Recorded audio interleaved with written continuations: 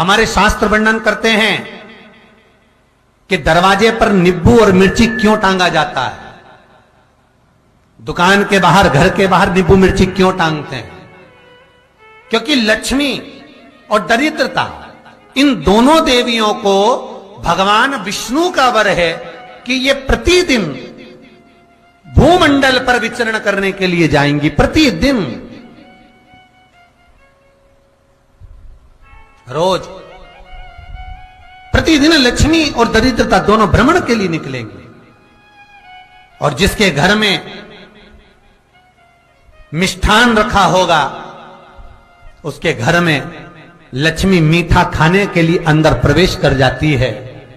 और नींबू और मिर्ची दरवाजे पर इसलिए बांधते हैं कि दरिद्रता हमारे घर में प्रवेश ना करे, वो दरवाजे से खाकर ही चली जाए। दरवाजे से। एक बात बहुत ध्यान रखना, जिसके घर में, फ्रिज में, डलिया में या रसोई घर में नींबू और मिर्ची ये दोनों एक ही जगह रखे रहते हैं, उसके घर में कभी शांति नहीं रहती है।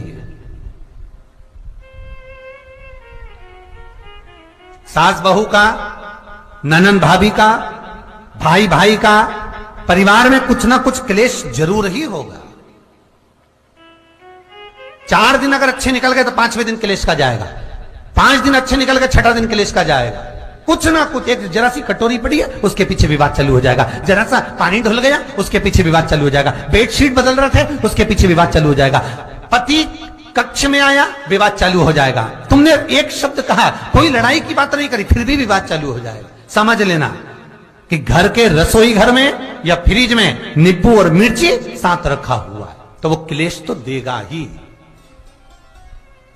पंडितों से पूछोगे, ज्योतिषाचार्यों से पूछोगे, वो कहेंगे मोती पिना दो, कोई कहेगा पितृदोष हो गया, कोई कहेगा कालसर्प दोष हो गया, कोई कहेगा वास्तु दोष हो गया, पर वो आपको ये नहीं बताएंगे कि नींबू और मिर्ची एक डलिया में रखा हुआ है। ये हमारा वेद, हमारा शास्त्र बताएगा कि नींबू और मिर्ची ये दरिद्रता देवी को प्रिय है, और जहां नींबू और मिर्ची साथ रखा वहां दरिद्रता प्रवेश कर जाती है, और दरिद्रता गई तो वो क्लेश उत्पन्न करती है, जिससे इसके घर में सुख ना रहे। सुख नहीं रहेगा तो लक्ष्मी नहीं रहेगी, दरिद्रता उसके घर में आराम से रह सकती है।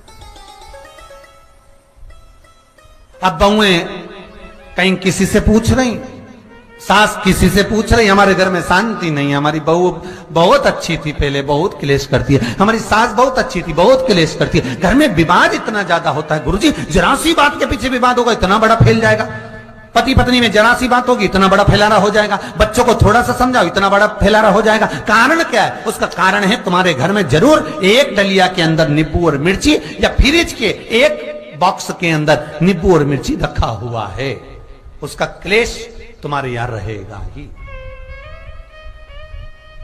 सदा रहेगा।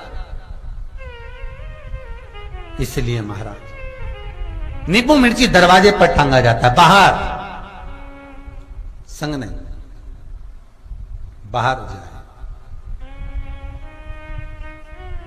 एक बात बहुत सुंदर है, जैसे दूध और दही दोनों एक ही झोले में, एक ही बैग में, एक कैरी बैग के अंदर दूध और दही अलग अलग पॉलिथीन में बंधे हुए हैं, अलग अलग डोलची में, अलग अलग डब्बे में रखे हुए हैं। एक व्यक्ति एक ही बैग के अंदर दूध और दही ये दोनों चीज अगर लेकर घर के अंदर आता है तो उसके घर में संपदा की तो कमी आती ही है, उसके घर में संपदा टिकती नहीं है। घर में अगर लाख रुपए रखे हैं तो 3 दिन या 4 दिन के अंदर वो पैसा वापस जाना है। दही और दूध अगर एक ही साथ आया है, एक ही व्यक्ति एक ही झोले में, एक ही बैग में, एक ही कैरी बैग में अगर लेकर आया, उसी तरह नींबू और मिर्ची का भी क्रम है महाराज। कई कई सब्जी वाले उसको एक साथ बांध देते, नहीं नहीं, नींबू भले अलग बैग में डाल लो, पन्नी में अलग बांधकर या झोले में अलग बांधकर मिर्ची रख लो, वो चल जाएगा, पर एक साथ अलग हो। मेरे को मालूम है दरिद्रता कि तेरे को खट्टा और तीखा पसंद है, इसीलिए महाराज हमारे हिंदू धर्म में बेटी की विदाई में 4 चीजें नहीं दी जाती। बेटी की विदाई में 4 चीजें नहीं देते। पहली झाड़ू, दूसरी सुई, तीसरी चलनी और चौथा अचार की बरनी। ये बेटी के कन्यादान में, बेटी की विदाई में नहीं देते। बड़ी दे दो, पापड़ दे दो, ये चल जाएगा, पर बेटी की विदाई में, बेटी के कन्यादान में ना तो झाड़ू जाएगी, ना सुई जाती है, ना चलनी जाती है, ना अचार की बरनी जाती है। और मेरा निवेदन है, अगर बेटी को तुम्हारे घर का, तुम्हारे हाथ का अचार कितना भी पसंद हो और बेटी के मम्मी बना के दे दे, नहीं, मत देना, क्योंकि बेटी तन, मन और धन, ये तीन चीजों से दुखी रहेगी। अगर मां ने अचार दे दिया तो बेटी के घर में या तो तन से दुखी रहेगी, या मन से दुखी रहेगी, या धन से दुखी रहेगी। बेटी को ये तीन दुख तो रहेंगे ही। कई लोग तो अपनी बहू से कहते हैं, बेटा तू मायके जा रही, तेरी मम्मी के हाथ का अचार अच्छा लगता है, लिया ना बांध के। अब उनको कौन समझाए? तुमने तो कह दिया बांध के लिया ना, पर उसको समझो तो सही, क्यों नहीं लाना है? नहीं। महाराज, दरिद्रता देवी को क्रोध आ गया। लक्ष्मी जी के साथ नारायण जाने लगे तो लक्ष्मी जी बोली, रुको प्रभु, मेरी बहन पीपल के पेड़ के नीचे बैठी है, आप कृपा करो। भगवान विष्णु ने कहा, सुनो लक्ष्मी, लक्ष्मी और नारायण इस पीपल के वृक्ष के नीचे आकर दरिद्रता देवी से मिले हैं। 7 दिन तक, पूरे सप्ताह पीपल के वृक्ष के नीचे लक्ष्मी और नारायण का वासा होगा। जो पीपल के वृक्ष के नीचे आकर दीप जलाएगा, पूजन करेगा, पाठ करेगा, उसको संपदा की प्राप्ति होगी। इतने में दरिद्रता देवी खड़ी हो गई और दरिद्रता ने कहा, वाह नारायण वाह, क्या बात है आपकी, पीपल के वृक्ष के नीचे तुम मिलने के लिए आए, मैं तो पहले से बैठी थी। 7 दिन तुमने अपने कर लिए, इसमें 1 दिन मेरा होगा। भगवान ने कहा, कौन सा? तब दरिद्रता देवी कहती है, रविवार का दिन पीपल के वृक्ष के नीचे ये दरिद्रता देवी विराजमान रहेगी। अगर रविवार के दिन कोई पीपल के वृक्ष के नीचे आएगा तो उसके साथ दरिद्रता देवी उसके घर में प्रवेश करेगी। इसलिए शास्त्र रीति में भगवान विष्णु ने उसी समय पलटवार करते हुए कह दिया, अरे ओ दरिद्रता सुन, पीपल के वृक्ष के नीचे अगर कोई रविवार को आया और कोई पूजन की सामग्री लेकर आया, हाथ में कुछ ना कुछ उसके हुआ, खाली हाथ आया, तो तू उसके घर में प्रवेश करेगी, और अगर भरा हुआ हाथ रहा तो तू उसके यहां प्रवेश नहीं कर सकती। ठीक है प्रभु, वचन दे दिया भगवान ने। इतने में दरिद्रता देवी भगवान विष्णु से बोली, प्रभु, सारे देवताओं के पीछे अधर्म बैठा हुआ है,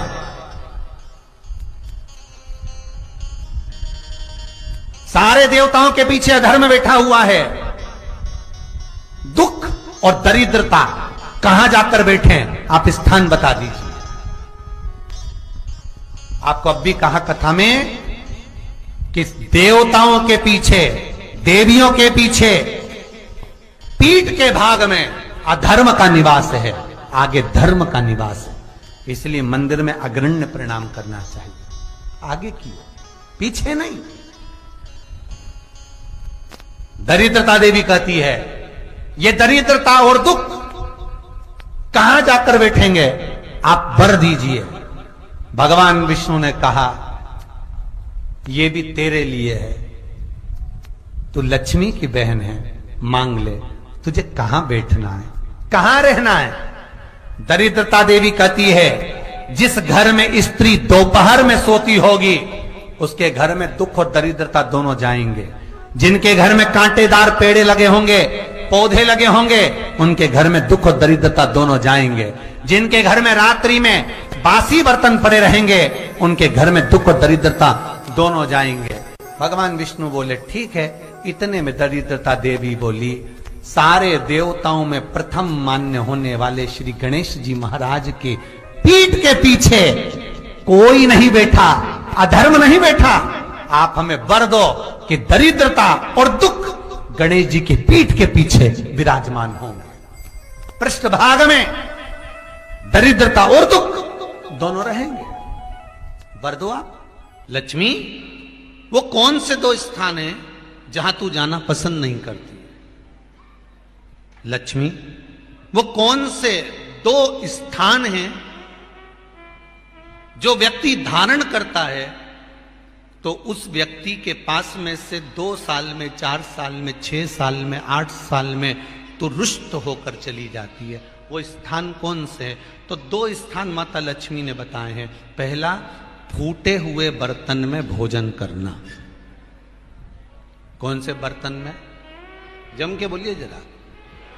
जो टूटा बर्तन होता है, खंडित बर्तन होता है, फूटा हुआ बर्तन होता है, कहीं गिलास की किनोर टूट गई है, कहीं कटोरी की किनोर टूट गई है, कहीं थाली की किनोर टूट गई है और तुम कहीं प्लेट की किनोर टूट गई है और तुम उसमें भोजन कर रहे हो, तो टूटे हुए बर्तन में भोजन करने वाले के पास में लक्ष्मी छिन्न हो जाती है, उसका भाग्य भी फूटे हुए बर्तन की तरह हो जाता है। ये लक्ष्मी का। और दूसरा, फटे हुए वस्त्र धारण करने वाले का भाग्य भी फटे हुए वस्त्र की तरह, जैसे फटा हुआ कपड़े का रेसा रेसा निकलता है, उसी तरह फटे हुए वस्त्र धारण करने वाले की भी जिंदगी में परिश्रम का रेशा निकलता रहता है, पर उसको सुख का भान नहीं होता। आज के जमाने में ये फटे हुए कपड़ों का फैशन आ गया, ये बड़ा दुख की घड़ी है।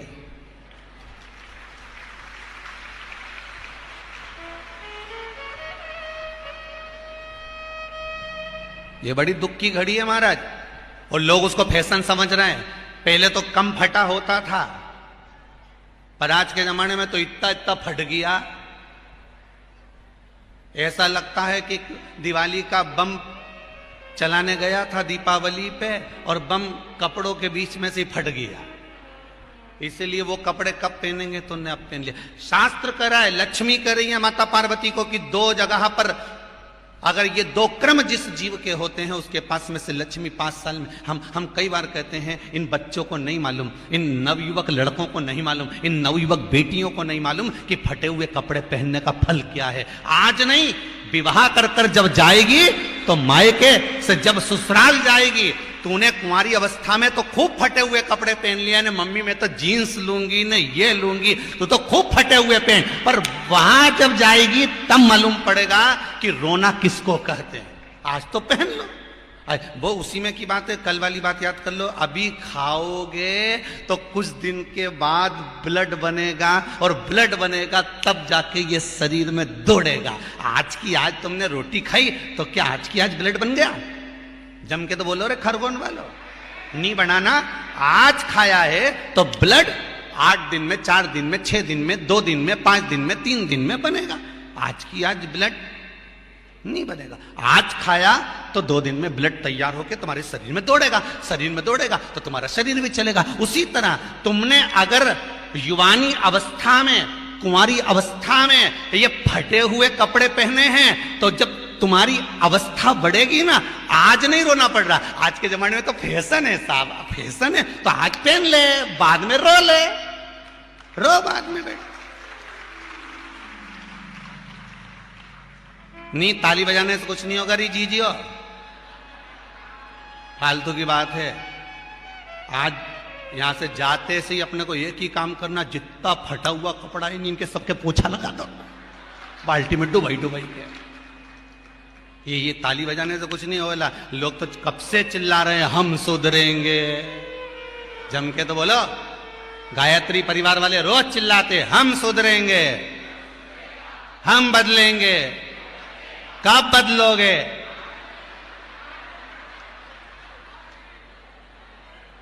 जबरदस्ती का चिल्लाता फिरो हम बदलेंगे, हम बदलेंगे। काहे के बदले? तुमसे ज्यादा तो मेहंदी बदल गई, यहां थी।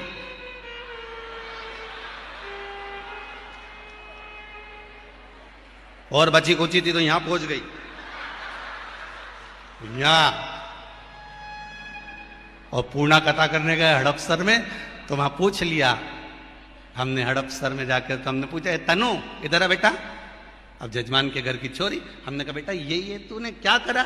अरे गुरुजी वो टेटू है ना, टेटू बनवाया है। हमने कहा कितने का बनवाया? अरे गुरुजी 700 रुपए का। हमने कहा तुम मुंबई पुणे वाले फालतू का खर्चा करते हो, 700 रुपए का कहीं गाय को चारा देते तो बेचारी 2-4 दिन तक खाती। अब 700 रुपए का तूने टैटू बनवाया। अरे गुरुजी फैशन चल रहा है। तब हमने कहा बनवाने की जरूरत क्या थी, खुद बना लेती, फ्री में बन जाता। तो क्या गुरुजी अपना हाथ नहीं पहुंचे? नहीं। हमने कहा कैसे नहीं पहुंचे? पहले दीवार पे बनाओ, उन्हें चिपक जा। कैसे नहीं पहुंचे?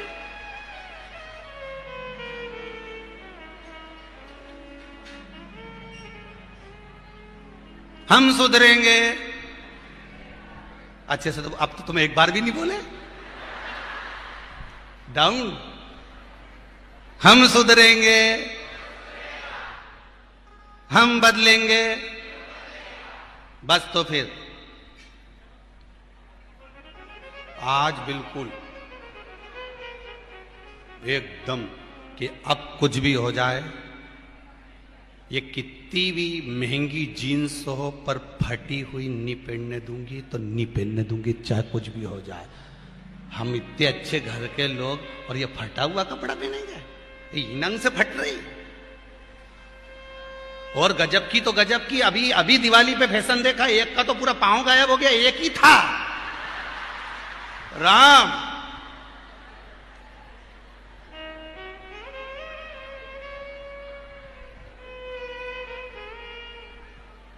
ए सुधर जाओ रे, जितने सुन रहे हो, नहीं तो सिधर जाओ रे। सुधरना जरूरी है।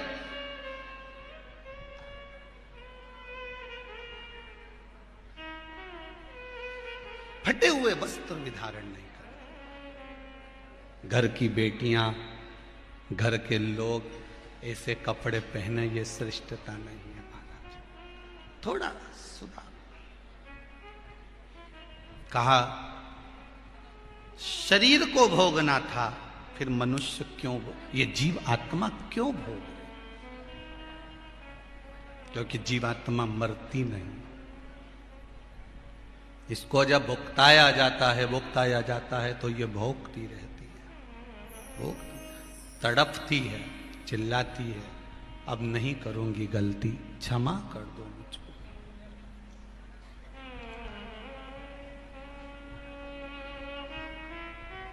बहुत कहते। कोई कहता है गुरुजी मैंने इतने पंडाल में कथा सुन ली, फिर भी मेरा बाबा नहीं सुन रहा। मैं इतनी बार धाम पर आ गई पर मेरा बाबा नहीं सुन रहा। मैं इतनी बार जल चढ़ाने के लिए मंदिर पहुंच गई तो भी मेरा बाबा नहीं सुनता। मैंने पशुपति व्रत इतनी बार कर लिए तो भी मेरा बाबा नहीं सुनता। नहीं सुनता तो क्या बाबा से झगड़ा कर लोगे? क्या बाप और बेटी का रिश्ता खत्म हो जाएगा?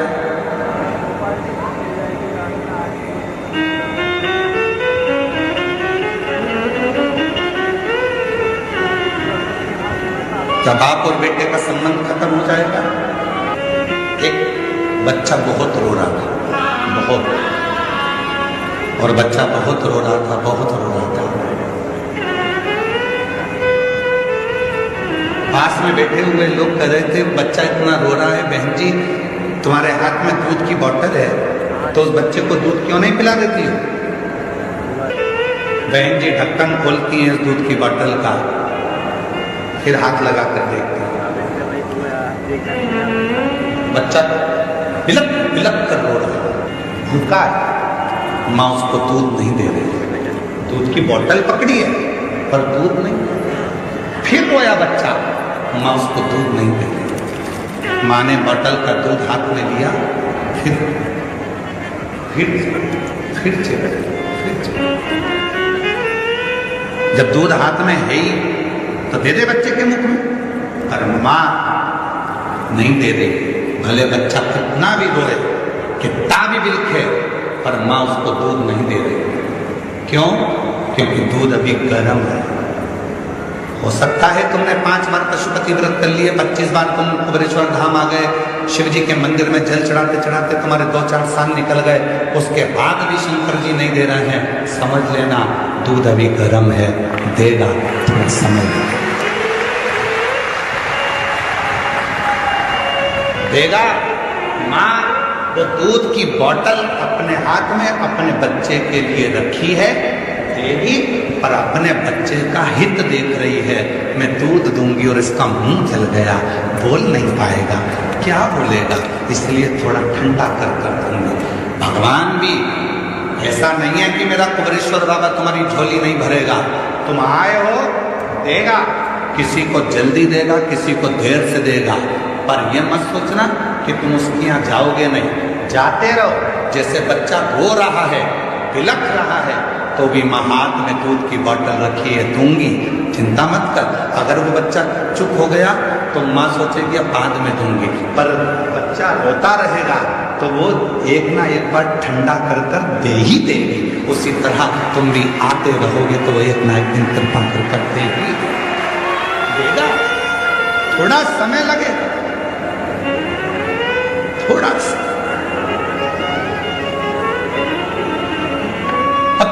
तुम्हें तो जल्दी है, नहीं बाबा मुझे तब भी दो, नहीं बाबा मुझे तो देना ही पड़ेगा। वो बहन सतना वाली बोल के गई है, हर महीने आ जाती थी कुबेरेश्वर धाम तक, शाम की आरती करती थी प्रदोष काल की, शाम की आरती कर कर बाबा से झोली पसार कर जब स्तुति होती है उस स्तुति को कर कर निकल।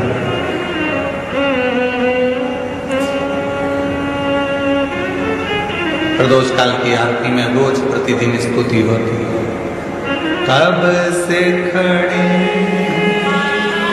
झोली पसार, क्यों न सुने तू मेरी पुकार, तेरा ही सहारा है मेरे भोले बाबा, तेरा ही सहारा है मेरे भोले बाबा। मैंने तुम्हें ही पुकारा है मेरे भोले बाबा, मैंने तुम्हें ही पुकारा है मेरे भोले बाबा। हम उसको रोज विनय करें, रोज पुकारें, माँ दूध ठंडा कर कर अपने बच्चे को जरूर दे। परमात्मा देख लेता है अभी समय अनुकूल नहीं है, थोड़ा रुक, मंदिर जाते रहे, लोटा भर के जल चढ़ाते रहे, कुबेरेश्वर धाम आते रहे, कथा सुनते रहे, पंडाल में बैठकर विनय करते रहे, वहाँ की मिट्टी को अपने शरीर पर लगाते रहे। बाबा कहते हैं एक दिन में तेरी झोली खुशियों से जरूर भर